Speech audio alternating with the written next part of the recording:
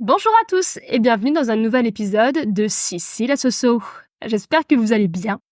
Aujourd'hui, on va échanger ensemble sur mon expérience comme jeune fille au pair. Expérience plus ou moins traumatisante, donc je pense qu'elle méritait un podcast. Je m'excuse d'avance, les faits énoncés datent d'il y a plus de 18 ans, donc je sais que j'ai des petits doutes temporels parfois sur certains événements. Et il y a des prénoms qui m'ont échappé, mais je pense que j'ai gardé bien l'essentiel en tête. J'ai donc 17 ans quand j'ai mon bac. Alors je ne suis absolument pas précoce, c'est juste que je suis de fin d'année. Et je me retrouve à la fac en sociologie, complètement par dépit, parce qu'à 17 ans, je ne sais pas du tout ce que je veux faire de ma vie, comme beaucoup de jeunes, j'imagine. Et je sors d'un bac ES, donc j'ai mangé de la sociologie pendant 2 ans. C'est une matière que j'aime bien, donc je me dis, quitte à faire quelque chose, autant partir là-bas. Résultat, c'est une catastrophe. Je me rends très vite compte que... alors, je vais pas dire que ça ne m'intéresse pas, mais le côté amphithéâtre plénière avec 300 élèves, dont 295 qui sont là parce que, pareil, ils savent pas ce qu'ils veulent faire et eux, par contre, n'ont jamais fait de sociaux, ça va être compliqué. Et donc, dès le départ, je sais pertinemment que je ne passerai pas les premiers partiels. Donc, quand mes copines sont en plénière, moi, je suis en train de faire les soldes, puis je les rejoins pour aller manger au resto U, voilà.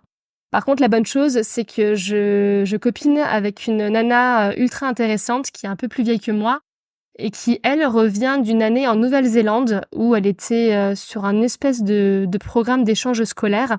Elle était dans une famille néo-zélandaise et du coup, elle a appris quasiment bilingue anglais. Et je me dis tiens, c'est vachement bien ça. Alors sauf que moi, n'étant quasiment plus scolarisée puisque je sais que je vais arrêter la fac, le seul moyen que je trouve pour partir à l'étranger plus ou moins sans frais, on va dire, c'est comme jeune fille au pair. Alors qu'est-ce qu'une jeune fille au pair ? C'est une famille qui accueille une personne avec une autre langue chez eux pour, normalement à la base, c'est pour qu'elle puisse en fait apprendre l'anglais aux enfants. Très souvent, c'est ça. Après, des fois, il y en a qui font du ménage en plus, etc. Mais dans l'idée, voilà, c'est d'accueillir quelqu'un avec une langue étrangère et vraiment l'intégrer à la famille. Elle habite sur place, etc. Donc, j'arrive à expliquer ça à mon père, qui, je pense, est plutôt favorable à ça dans le sens où il voit bien que mon année va être foutue en l'air, clairement, et que il est plutôt d'accord pour se dire, autant aller apprendre une langue. Et puis forcément, on se dirige vers l'anglais qui est la langue, qui est un peu la langue inévitable. Je me mets sur un site internet qui s'appelle Au Pair World. Alors, je vous en parlerai après, mais avec du recul, j'espère que ça n'existe plus, ce site-là, vraiment. Et donc, en fait, ce site met en relation... en fait, c'est comme un gros forum, quoi, avec des annonces de familles qui recherchent et d'autre côté, des personnes qui cherchent à partir dans des familles. Et je fais différentes annonces, etc. Et d'un coup, bingo, je vois l'annonce qui me plaît. C'est aux Canaries. Alors oui, aux Canaries, on ne parle absolument pas anglais puisqu'on parle espagnol, ce qui ne plaît pas du tout à mon père. C'est vrai que moi, j'avais ma petite vision de je suis à Londres, je suis en Écosse, il pleut un petit peu, ça va être sympa et tout. Et quand je vois les Canaries, je me dis « Ah mais mon Dieu, ça veut dire que je peux partir dans un endroit où il fait pas trop froid, où éventuellement il y a la plage, éventuellement il y a du soleil, et en plus je suis payée pour ça ?» Là, ça m'intéresse. Alors, je ne sais pas par quelle magie j'ai réussi à faire que mon père accepte, parce que je pense qu'il n'était pas du tout parti pour ça au départ. Mais comme quoi, je sais être bonne commerciale. Il est OK. Et on prend les billets d'avion, enfin mon billet d'avion pour Tenerife. Alors, c'est là où j'ai une petite faille spatio-temporelle. Je crois que ça se fait assez rapidement. Je crois qu'en 2 semaines, je dois avoir mon billet d'avion. Et je pars assez vite parce que de mémoire, j'arrive début octobre. Je sais que j'arrive début octobre parce que, en étant jeune fille au pair, le deal qui est passé, c'est que je viens dans la famille. Je suis là effectivement pour plus ou moins enseigner le français aux enfants. La contrepartie, en plus d'un petit salaire, c'est d'avoir les cours d'espagnol sur place pour qu'il y ait un intérêt plus ou moins pour tout le monde.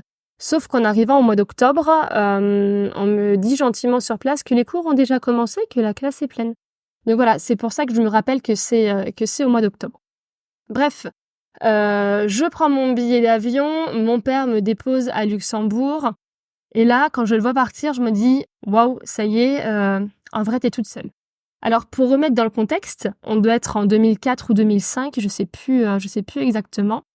Et Internet n'est pas ce qu'il est aujourd'hui. C'est-à-dire qu'il n'y a pas le téléphone portable avec les applications type WhatsApp, Messenger et tout, ça n'existe même pas.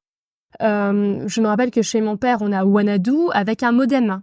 Donc quand on part vraiment. Il n'y a pas de forfait international ou européen du tout. Donc on est un peu livré à soi-même, quoi. Et donc voilà, je pars, je prends mon vol Luxembourg-Londres et après un vol Londres-Tenerife. Pour l'anecdote, j'ai un poivreau anglais qui me renverse complètement un verre de vin rouge sur mon pull rose. Ça, je m'en rappelle très bien, c'est fou les détails qui servent à rien dont on peut se souvenir. Et que je me dis, bah super, la première impression quand je vais arriver, c'est elle pue la vinasse. Donc je me trouve ça super. J'arrive et là, je vais dire coup de chance et vous verrez pourquoi. La maman de la famille est là et donc me récupère à l'aéroport. Pourquoi coup de chance? Parce qu'avec du recul, je ne comprends pas comment mon père a pu me laisser partir avec le site Operworld qui est juste un grand forum. Donc c'est-à-dire qu'il n'y a strictement rien de sécurisé. Donc à tout moment, un pédophile m'attendait à Santa Cruz ou n'importe quoi en fait.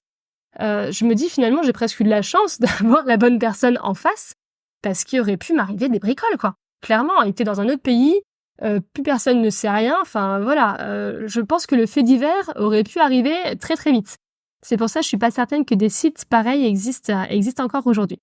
Bref, elle vient me chercher et on prend la voiture, on traverse Santa Cruz pour notre appartement. J'ai un souvenir très précis de quand je traverse Santa Cruz en voiture, il fait nuit. Et moi, j'ai les yeux d'une gamine de 17 ans. Et en fait, ce que je vois, ça me fait penser à New York. Alors, c'est pas du tout les gratte-ciel ni quoi que ce soit, parce qu'il n'y en a pas tant à Santa Cruz. C'est juste que je vois beaucoup de fumée qui s'échappe des trottoirs.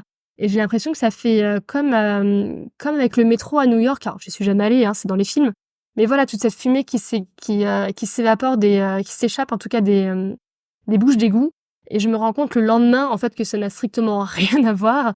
C'est juste qu'il y a beaucoup de marchands ambulants de marrons chauds. Et donc, c'est toute cette fumée des marrons, en fait, que je perçois depuis la voiture. Mais je me rappelle de ce souvenir-là précisément. On habite dans un très joli quartier de Tenerife, un quartier en pleine extension. Il est tout neuf, il y a beaucoup d'immeubles en construction autour de nous. On est juste en face de l'Opéra Théâtre de Tenerife. Et pour l'anecdote, c'est l'architecte de l'Opéra Théâtre de Sydney qui a fait celui-ci, donc il se ressemble vraiment énormément. Il est juste plus petit. Et juste derrière, il y a l'océan Atlantique. Et ça, je peux vous dire que quand on habite à Metz, c'est pas quelque chose qu'on voit tous les jours, l'océan. Donc ça, c'était vraiment un truc pour moi qui était waouh. J'étais en fait de chez moi, j'étais à 50 mètres de l'océan, c'était génial.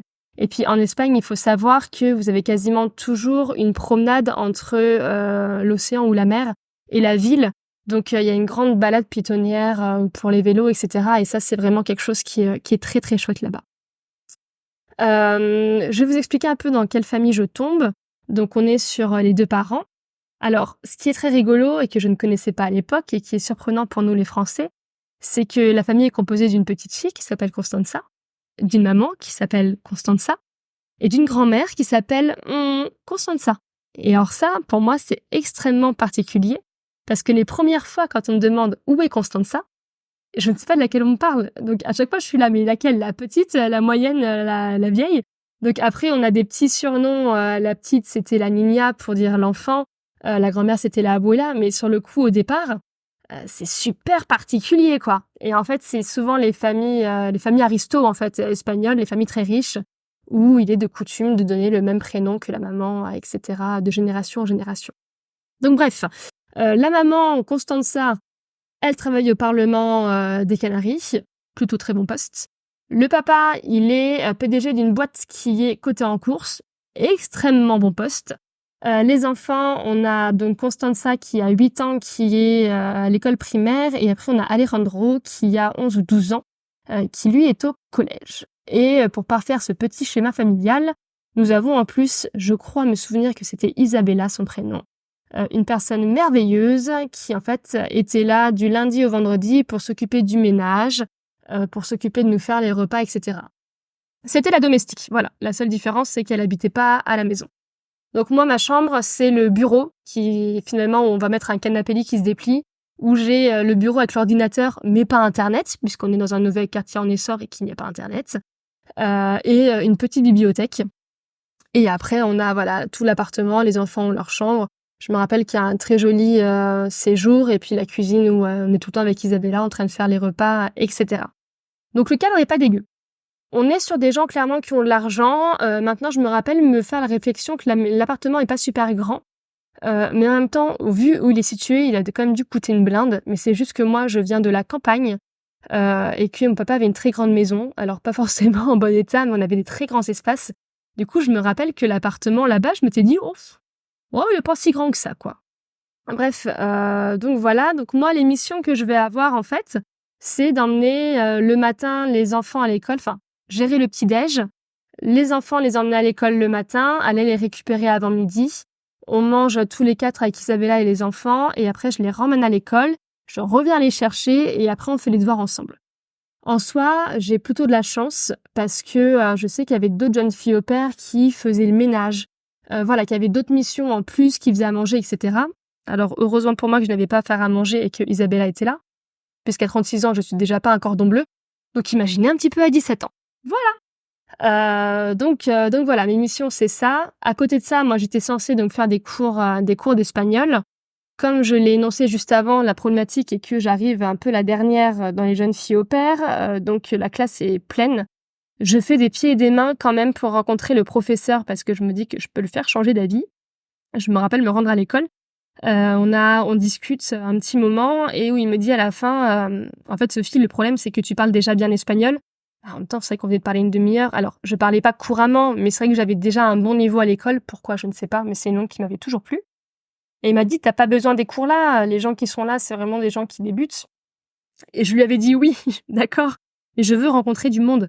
En fait, moi, je voulais aller à l'école, pas forcément pour l'espagnol, mais pour voir des jeunes de mon âge et pour pouvoir échanger un petit peu parce que je dépendais d'une famille, j'étais tout le temps avec eux. Je voulais pouvoir avoir aussi des échappatoires et aussi des moments un peu sympas, moi de mon côté, sans eux. Le prof avait été assez sympa parce que j'avais fait 2 ou 3 cours où personne n'avait payé, donc ça c'était cool. Et j'avais quand même fini par tisser quelques petits liens alors avec Soline et Marie, mais je ne sais plus d'où ça sort parce que je suis même pas sûre que ce soit dû à l'école. Mais en tout cas, voilà, qui était très sympa. Soline, je l'ai encore sur Insta, c'est une petite Française qui est sur Strasbourg, qui est agent de voyage. Et c'est d'ailleurs grâce à elle que je suis devenue agent de voyage par la suite, puisque c'est elle qui m'a donné envie de faire ce métier-là, au passage. Donc, comme quoi, il n'y a rien sans rien, et de chaque expérience, on en tire quelque chose. Ça, c'est la première leçon à tirer de ce podcast. Après, alors sur la vie de tous les jours, ça se complique un petit peu pour moi, parce que je dépends énormément des gens, je n'ai aucune autonomie, clairement, que ce soit mon heure de lever, de ce que je fais dans la journée ou quoi que ce soit. Deuxième chose, la petite Constanza est détestable. Voilà, j'ai pas d'autres mots, c'est une gamine ultra dure. Moi, j'ai été élevée avec des valeurs comme la politesse, comme le respect, etc. Alors, je dis pas que ses parents l'ont mal élevée, mais c'est une gamine exécrable. Voilà, c'est tout. Elle est capricieuse, elle tape des crises pour tout et pour rien, surtout. Elle est même, je l'ai déjà vu pousser sa mère plusieurs fois, et moi, c'est quelque chose qui me dépasse. Complètement. Même à 17 ans, ça me dépasse. Je ne comprends pas comment on peut se comporter comme ça. Je n'aime pas la gamine, elle ne m'aime pas non plus. Elle me juge. Je me sens jugée en permanence, son petit regard de haut en bas. Elle est détestable. À côté de ça, le frangin est vraiment très très sympa. Je m'entends très très bien avec le père aussi, qui est curieux de la culture française, qui pose plein de questions, qui est très drôle, avec qui j'échange pas mal. Et ça, c'est vraiment sympa. Pour ce qui est de la mère, j'ai pas de mauvais rapports avec elle, mais je vais pas dire que j'ai des excellents rapports non plus. Elle se tient beaucoup plus à distance. Je vais pas dire qu'elle est froide, mais je pense qu'elle s'en fout un peu plus. Je suis là, c'est bien, mais voilà, elle n'est pas dans la recherche de liens ou quoi que ce soit. Je pense que j'en parlerai dans un autre podcast. J'ai un rapport aux hommes qui est très différent de mon rapport aux femmes. Donc c'est vrai que j'arrive à tisser du lien beaucoup plus facilement avec les hommes. J'ai beaucoup plus facilement confiance aux hommes plutôt qu'aux femmes. C'est peut-être ça qui a fait la différence aussi. Je me suis peut-être pas rendu compte que c'est moi qui allais moins vers elles, mais je n'en ai pas la certitude non plus. Donc voilà, donc c'était déjà un peu mal embarqué avec cette gamine qui est vraiment très très compliquée. Je sais que je me remets pas mal de fois en cause par rapport à ça parce que en fait c'est vraiment mon job. et que je ne peux pas échapper à cette gamine. Cette gamine, c'est mon quotidien. Donc c'est compliqué là-dessus. Il y a un autre événement qui va être très pénible pour moi. C'est que Isabella, qui est adorable, m'envoie souvent aller aux courses. J'adore aller faire les courses. C'est à côté, ça s'appelle le Corte Inglés, c'est l'équivalent des Galeries Lafayette chez nous. Il y a un gros supermarché, alors avec du recul, qui doit bien coûter une blinde. Mais voilà, elle me donne toujours la liste de courses, de l'argent, et c'est moi qui vais chercher les courses. Et j'aime bien parce que je découvre des nouveaux mots, parce qu'il y a des légumes que je connais pas, des choses comme ça. Et c'est vraiment je sais pas pourquoi, je peux pas vous expliquer, mais je kiffe ce moment. Et il y a une fois où je me rends compte qu'en fait, la mère et Isabella sont en train de parler, et je comprends extrêmement bien l'espagnol. Et en gros, elle lui dit qu'il manque de l'argent et qu'en gros, elle me soupçonne d'avoir pris de l'argent. Alors, je pense qu'on parle en plus de pas grand-chose, hein. Mais le fait est que je ne suis strictement pas une voleuse. Je n'ai jamais volé de ma vie, je ne volerai jamais de ma vie. Et en plus, enfin, je veux dire, je fais partie de la famille. Alors, c'est pas ma famille, mais je fais partie intégrante de leur vie à ce moment-là. Je ne vois pas à quel moment je les aurais volés. Mais quand j'ai vu les suspicions, moi, ça m'a foutu un coup. Et sauf que à 17 ans, j'ai pas le recul que j'ai aujourd'hui. J'ai pas la même communication. Ce que j'aurais pu faire, c'est éventuellement aller désamorcer le truc et en parler avec elle. À ce moment-là, je me cache parce que déjà, je suis pas censée avoir entendu la conversation. Et de deux, je vis extrêmement mal le fait qu'on puisse penser ça de moi. Je sais que ça a été un tournant assez décisif. Et la troisième chose, ça, je trouve que c'est un truc de fou. C'est-à-dire que je m'entends effectivement très bien avec le père, mais j'ai 17 ans quand je débarque là-bas. Et je ressemble à rien. Je tiens à le dire. Alors, on va se dire pourquoi elle dit ça. Mais parce que il peut y avoir le cliché de la jeune fille au père. On me l'a déjà sorti les années d'après. En mode, ouais, le père et la jeune fille au père, il se passe des choses. Non, mais alors, j'ai 17 ans. J'ai jamais eu un chéri. Moi, dans ma tête, je ne conçois même pas ça. Et surtout, je ne ressemble à rien. C'est-à-dire que, genre, on m'a enlevé mon appareil dentaire il y a 6 mois auparavant. J'ai un monosourcil, j'ai des boutons, j'ai aucune forme. Enfin, franchement, faut crever la dalle, quoi. Et vraiment, je n'ai jamais senti le père dans une démarche de séduction. Moi, je n'y suis pas du tout. En plus, à 18 ans, moi, les mecs encore m'intéressent pas du tout à cette époque-là. Donc, vraiment, on est vraiment très loin de ça. Et en fait, j'ai remarqué à la longue que le soir, si on regarde un film, même si elle était fatiguée, la mère n'allait pas se coucher tant que moi je n'étais pas au lit ou son mari n'était pas au lit. En fait, elle avait peur qu'il se passe quelque chose. Sauf qu'il faut savoir qu'en Espagne, ce n'est pas comme en France. C'est-à-dire qu'en Espagne, il y a une pub à peu près tous les quarts d'heure qui dure 5 minutes. C'est insupportable. Donc un film en Espagne, il commence à 9h15 et il se finit à 11h30 minuit. Donc si t'es crevé, tu subis quand même pendant 3 heures. Et ben non, elle n'allait pas se coucher si moi j'étais pas couchée. Et ça, je l'avais remarqué, mais j'avais pas conscientisé un peu le truc. Et je sais plus qui m'a dit, mais en fait, si elle ne se couche pas, c'est à cause de ça. Et j'avais dit, non, mais elle est complètement dingue. Mais comme quoi, elle avait pas confiance en moi sur rien du tout. Et quand on vit au quotidien avec quelqu'un qui a pas confiance en l'autre, franchement, c'est lourd et c'est vraiment compliqué à porter. L'élément qui a été déterminant pour mon départ, puisqu'au départ, j'étais censée rester 6 ou 8 mois et que je ne suis restée que 2 mois et demi en finalité, c'est que j'étais arrivée à un tel point de ne plus supporter la gamine. En fait, une fois, je m'en rappelle très très bien, je la vois ouvrir le frigo et vu qu'elle était dans le vice et qu'elle voulait m'emmerder, parce qu'il n'y a pas d'autre mot, elle ouvre le frigo mais juste la taille de sa tête pour que je ne puisse pas regarder ce qu'elle prend dedans. Parce qu'elle n'avait pas le droit d'aller manger non plus à n'importe quelle heure, juste avant d'aller manger par exemple, d'aller piquer une glace. Et en fait, quand elle met sa tête comme ça dans le frigo, je m'imagine prendre la porte du frigo et de la fracasser avec. C'est horrible. Parce que quand je vous dis ça, je vois le truc et c'est horrible. Mais je me vois refermer la porte de frigo sur sa tronche, quoi. Littéralement. Et là, je me dis dans ma tête, waouh, c'est pas possible. Là, on arrive à un point de non-retour. Je pense à de la violence, alors que c'est pas du tout moi. Mais j'en étais tellement arrivée à un point, vous savez, le point où, après, même quand elle fait rien d'énervant, ça vous énerve. Vous attendez le truc qui énerve. J'avais ça avec mon ancien voisin du dessus quand il faisait du bruit. Après, le moindre bruit me saoulait. Et là, c'est pareil. Elle avait tellement été exécrable depuis 1 mois et demi, que après la moindre chose, je n'en pouvais plus. Et quand j'ai eu cette vision de me dire, waouh, alors là, j'ai envie presque de lui faire du mal, c'est pas bon. On va partir avant que ça arrive.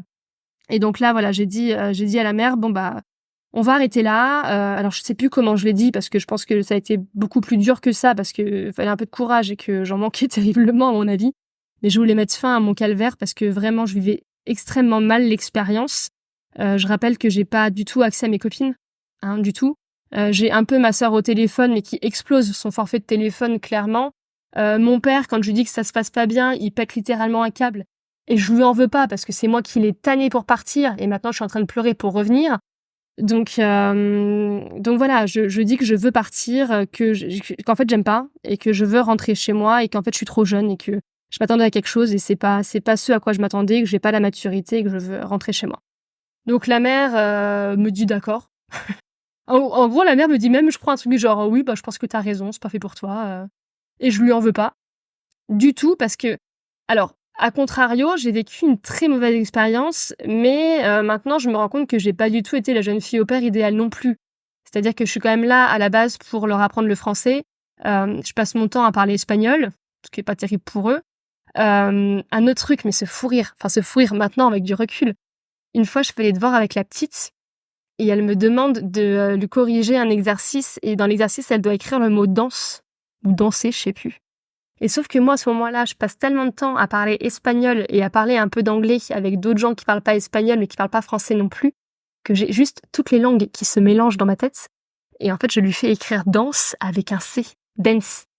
Et je me rappelle qu'elle rentre de l'école, enfin j'en rigole maintenant mais j'en ai pas rigolé sur le coup. Elle rentre de l'école et en fait, elle me défonce auprès de sa mère, parce qu'encore une fois, je comprends tout. Et elle dit à sa mère, ouais, alors l'autre elle est française, elle est même pas foutue de me corriger les fautes d'orthographe en français. La honte, moi j'ai que j'ai une jeune fille de père française et j'ai des mauvaises notes et machin. Et j'entends ça et je me dis waouh, voilà honte. Mais moi j'avais honte, hein, franchement. Avec du recul, je trouve ça extrêmement drôle, mais c'est vrai que j'étais là pour leur apprendre le français, et j'étais même pas foutue de ne pas leur faire de fautes d'orthographe en français. Alors qu'aujourd'hui je suis Miss Orthographe et que je saoule tout le monde avec des mails mal orthographiés. Mais effectivement, j'ai pas été la meilleure jeune fille au pair. Clairement, les enfants, bah c'était pas mon taf. Hein. Même quand je suis partie comme animatrice plus tard, je travaillais pas au club enfant, je travaillais avec les adultes parce que j'ai pas la patience des enfants. J'ai le plus gros défaut que j'ai, c'est la patience. Et avec les enfants, faut être bourré de patience. Et avec la gamine là, particulièrement, et que j'avais même plus envie d'être patiente. Donc voilà, c'est pas tout noir, tout blanc. Moi, j'ai extrêmement mal vécu l'expérience, mais je sais qu'ils ont une autre jeune fille au pair juste derrière moi et je pense qu'elle était très bien et je suis très contente pour eux parce que voilà, la personne mérite une mauvaise jeune fille au pair non plus et elle a dû se donner un peu plus que moi et c'était mieux pour eux. Mais n'empêche que j'ai quand même vécu un vrai trauma, je pense, parce que j'en ai pleuré pendant un moment de Tenerife. Et pour l'anecdote, je suis retournée à Tenerife 4 ans plus tard quand j'étais en école d'animation. On m'envoie en stage à Tenerife. J'étais là, putain, mais c'est pas possible. Et je me rappelle m'être dit, bah finalement c'était une bonne chose. Comme ça, je vais je vais passer par-dessus ce trauma-là, retourner à l'endroit et vivre d'autres choses. Et j'ai effectivement vécu un stage d'1 mois qui a été génial. Par contre, ce qui est quand même assez fou, c'est que je suis montée à Santa Cruz pour le carnaval, puisque c'est l'un des plus beaux carnavals du monde, le carnaval de Santa Cruz, il faut le savoir. Et qu'en bus, je suis passée devant l'appartement. Je l'ai montré du doigt à mes collègues et je leur ai dit « Ouah, mais j'espère tellement que je vais pas croiser les parents » et j'en avais le ventre qui se tordait. Et je me rappelle qu'ils me disent « Mais si tu les croises, ça fait quoi ?» Et j'étais là « Oui, c'est vrai, ça fait quoi ?» Mais non, mais j'étais encore en fait ultra mal 4 ou 5 ans après de passer devant ce truc-là, quoi. Bref, je reviens en arrière. Donc voilà, j'ai pris le billet d'avion. Je pense que je dois partir peut-être 2 semaines, 3 semaines après, je sais plus. Sachant qu'un billet d'avion, ça représentait 1 mois de salaire chez moi, puisque j'étais sur... en fait, j'ai gagné. Il y avait rien d'officiel, hein, j'avais pas de contrat de travail, tout était au black, mais j'avais 300 € par mois d'argent de poche, on va dire. Ce qui part extrêmement vite, 300 € par mois. Et bref, et puis le fait de savoir que je repars, je pense que ça me libère un petit peu, je me sens mieux. Et en fait, dans cette famille-là, enfin autour de cette famille-là, il y avait d'autres personnes qui gravitaient. Je me rappelle qu'il y avait alors un monsieur qui était extraordinaire. C'était le frère du papa qui, son métier, c'était de faire des musiques de films. Et je trouvais ça génial. Il était gentil comme tout en plus. Et moi, à cette époque-là, mon rêve pendant très longtemps, c'est d'être comédienne ou d'être actrice. Et j'ai l'impression de toucher un peu du doigt en voyant ce monsieur-là. Et puis voilà, il s'intéressait à moi, il était très gentil. Enfin, j'en garde vraiment un bon souvenir. Je m'entendais aussi très bien avec la marraine du petit aussi, qui était une nana qui devait avoir une 30aine d'années, mais qui était vraiment gentille. Je me souviens de quelqu'un d'assez solaire. Et en fait, ce qui est assez fou, c'est qu'au moment où je vais partir, genre une semaine avant, je la revois parce que je l'ai très peu vue en fait en 2 mois et demi. J'ai dû la voir 2 fois ou 3 fois. Et puis elle parle avec moi, elle me dit mais du coup pourquoi tu pars, etc. Parce qu'elle savait que je partais. Et là du coup je craque et je lui dis en fait, je lui dis la gamine je peux plus, je n'arrive plus à la supporter. Et là elle me dit bah oui mais comme tout le monde Sophie, personne ne l'aime cette gamine, elle est insupportable. Et là et là je me dis mais pourquoi on m'a pas dit ça avant quoi. Et moi j'étais dans un mal-être de dingue à cause de cette gamine. Et j'avais l'impression que j'avais un vrai problème et que que ça venait de moi aussi, que je pouvais pas la saquer, mais que ça venait de moi. Et en fait, là, on me dit que bah non, j'ai raison, effectivement, elle est très mal élevée et elle est imbuvable, quoi. Et du coup, elle me dit ça. Donc, j'en parle à quelqu'un d'autre qui gravite autour de la famille et qui me dit, ah ouais, moi aussi, j'arrive pas et tout, elle est mauvaise, elle est chiante, elle fait des crises. Et en fait, je me rends compte que, autour, personne ne peut la piffrer, quoi. Et je me suis dit, mais si on m'avait dit ça avant, ou si moi je m'étais ouverte avant sur ça, mais je pense que je serais restée en fait plus longtemps parce que ça m'aurait libérée d'un poids quoi. Enfin, c'était assez fou de ce côté-là. Entre-temps, je fais une soirée aussi. Alors entre-temps, j'ai mes 18 ans qui se passent à Tenerife.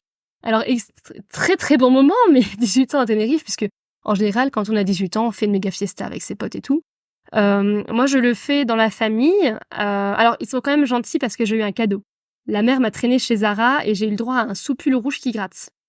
Mais je pars du principe qu'il n'était pas obligé, donc c'est gentil quand même. Mais par contre, j'ai fait une soirée avec les 2 Françaises que je connaissais, donc Marie et Soline. Il y avait aussi le chéri de Marie qui était là, qui était espagnol. Et ils ont été adorables, ils m'ont dit, bah viens, on passe la soirée dans un café. Alors, t'attends pas à la méga fiesta, c'est un café avec des jeux de société, mais ça peut être sympa. Et moi, j'étais tellement contente de sortir de mon trou, là, de ma famille, que j'étais trop contente. Ils m'auraient dit, on mange un sandwich à la plage. J'aurais dit, wow, trop bien, on mange un sandwich à la plage, quoi. Tout m'allait bien tant que j'étais pas à l'appartement, quoi. Et on se retrouve dans un bar. Donc, dans le fameux bar à jeux de société. Sauf que, il y avait un anniversaire qui se passait là-bas d'un Espagnol, ou d'une Espagnole, je ne me rappelle pas. Et en fait, il y avait une énorme tablée, mais peut-être au moins une vingtaine. Et on boit un verre ou 2, et sauf que moi je fais 46 kilos et que 2 verres, je peux vous dire que je suis déjà bien allumée, et surtout que j'ai à peine 18 ans et que je bois pas forcément des masses à cette époque-là, heureusement. Donc je suis bien, je suis un peu déchirée, on va dire ce qui est. Et en fait je me retrouve, et j'ai quelques bribes d'images encore et je m'en rappelle parce que je pense que c'est une des meilleures soirées de ma vie, franchement. Je me retrouve avec un Espagnol bras dessus de chaque côté. Hommes, femmes, tout le monde mélangé, pas de souci de ce côté-là encore une fois. Et je me retrouve à chanter des chansons espagnoles que je ne connais strictement pas devant un écran qui défile ultra vite. J'ai le micro, je rigole avec tout le monde et je passe une super soirée, je m'en rappelle. Et je rentre, c'est un taxi qui me ramène parce que en Espagne on se déplace tous à taxi, puis c'était pas très loin forcément de chez moi, puis j'avais pas le permis. Et je me réveille le lendemain matin et je fais mes poches de jeans et j'ai au moins 2 ou 3 numéros de téléphone de nanas, de mecs. Mais parce qu'on avait passé une bête de soirée et qu'on s'était dit, bah, faudra se revoir et tout. Mais je me rappelle pas de tout, du tout. Mais je me rappelle de ces numéros de téléphone avec écrit Maria, je sais plus. Et en me disant, waouh, c'était une super soirée. Sauf que je me réveille aussi avec une méga gueule de bois. Et que je me réveille parce qu'on me réveille pour aller emmener les enfants au golf. Oui, parce que toi, t'emmènes tes enfants au foot, à la danse. Non, là-bas, on emmenait les enfants au golf. Voilà. Et clairement, je suis pas bien. Je suis pas bien du tout. Je pense que je suis même encore un petit peu saoule.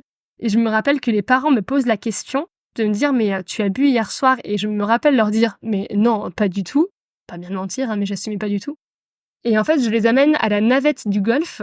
Et je me rappelle il doit pas faire super chaud. Après, aux Canaries, il fait jamais froid, mais il doit faire entre 20 et 23 degrés, à mon avis. Et je me rappelle me tenir au truc de l'arrêt de bus et de subir et d'avoir chaud et de transpirer. Et honnêtement, je pense que on n'a pas dû attendre plus de 5 minutes la navette. Mais j'ai un souvenir que ça me paraît, une demi-heure parce que je suis au bout de mon slip, mais complètement. Et en rentrant, le père qui est pas dupe du tout sur mon taux d'alcoolémie, qui me dit, bon, allez, viens, on va prendre les vélos. et on va aller faire un tour, tu vas aller prendre l'air, ça va te faire du bien. Et j'étais tellement dans un sale état que j'y suis allée et il avait raison, ça me faisait du bien. Sauf que je suis franchement encore pas très, très en forme et je me fais tuer par une grand-mère espagnole qui hurle à la mort parce qu'on fait du vélo sur cette fameuse promenade entre l'océan et la ville. Mais en fait, j'ai pas vu qu'elle avait une leste avec un espèce de chihuahua, un micro-chien, là. Et en fait, moi, je pédale et je suis pas dedans, quoi, clairement. Et en fait, je vois pas le chien et je trace. Et en fait, ça tend la laisse. Et en fait, j'ai failli embarquer le chien avec moi, quoi. Donc, la nana a hurlé, m'a hurlé dessus. Et je m'en rappelle comme c'était hier parce que je me dis, wow, je n'ai même pas vu le chien, je suis vraiment dans un sale état. Donc, c'est un moment que je garderai inscrit dans ma vie pour toujours, c'est sûr. Mais voilà, le fait est que je suis repartie, je suis rentrée en France sur les coups de Noël à peu près parce que voilà, je suis partie en Normandie pour les fêtes de fin d'année. Avec du recul, pendant très longtemps, ça a été, comme je vous dis, un trauma et je voyais pas du tout le bénéfice que ça avait pu m'apporter. Aujourd'hui, en ayant 36 ans et beaucoup plus de maturité, comme dit, je pense que j'ai vraiment pas été une bonne jeune fille au pair, donc ça a pas dû être une méga expérience pour eux non plus. Moi, je suis quand même contente parce que je pars du principe que chaque expérience nous apporte des choses. Je pense que ça a développé mon côté indépendant, c'est-à-dire que je voulais tellement me barrer que aller boire des coups toute seule. Alors, aller boire des coups toute seule. Aller boire un café en terrasse, c'est mieux. Aller boire un café en terrasse, partir me promener toute seule, etc., faire des choses seule. J'ai appris à le faire là-bas parce que j'avais pas d'autres possibilités, parce que pendant très longtemps, je côtoyais personne d'autre. Donc ça m'a apporté ce côté-là. Je pense que ça m'a encore plus ouvert et donné goût à la découverte d'autres cultures, d'autres pays. Je suis déjà partie en vacances toute seule, par exemple. Je pense que ça m'a aidé à faire ce genre de choses. En termes de langue, et forcément, alors j'ai eu le Graal des personnes qui veulent apprendre une langue. Je rêvais en espagnol à partir du deuxième mois là-bas. Ça, c'est exceptionnel parce que quand on rêve en langue étrangère, c'est que vraiment, voilà, on commence à être bilingue. Donc ça, j'étais super heureuse de ça. Petite update, je suis allée à Ibiza cet été en me disant, ouais, ça fait 4 ans que je suis pas allée, je vais y retourner, ça va revenir très vite. J'ai perdu énormément, je suis très triste d'avoir beaucoup perdu en espagnol. Après, en même temps, cette semaine-là, j'étais avec mon chéri, donc j'ai parlé français toute la semaine.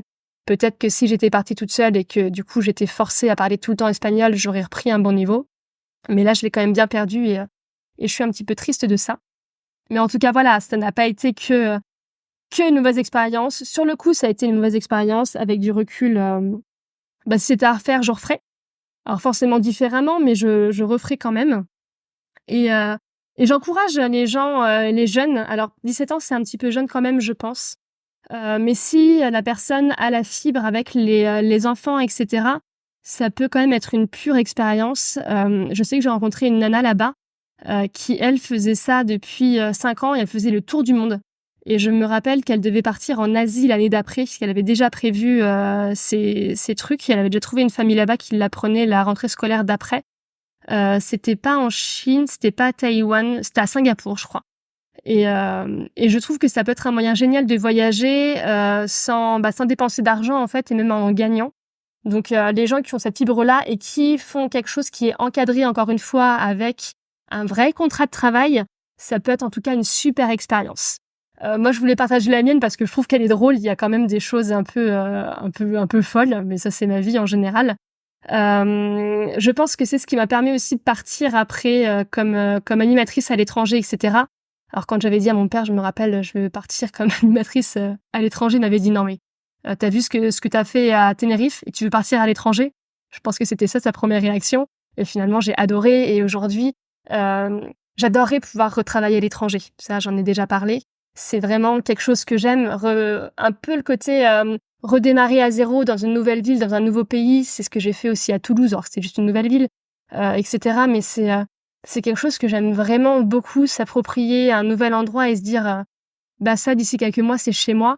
Je trouve ça génial et j'invite les gens à tenter des expériences comme ça, jeune fille au pair ou pas jeune fille au pair, il y a d'autres moyens de le faire.